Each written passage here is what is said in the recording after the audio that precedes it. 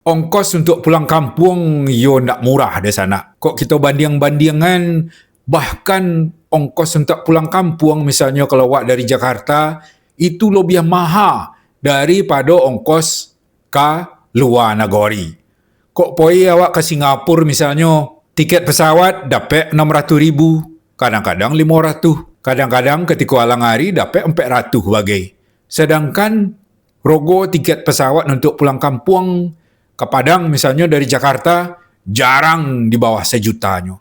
Tengah 2 juta, 1.600.000, 1.700.000, 1.900.000, kadang-kadang sampai 2 juta. Jadi biaya pulang kampung bahkan lebih mahal daripada biaya ke luar negeri sana. Mungkin itu juga lah salah satu sebabnya banyak orang rantau indak pulang kampung.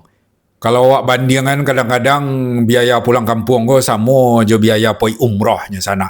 Jadi itulah mungkin ko mungkin ko sana banyak orang rantau nan mungkin memutuskan untuk indak pulang dari Rayo tapi memilih untuk pulang di kota-kota lain mungkin di alang hari supaya dapat menghemat pengeluaran di ongkos transportasi.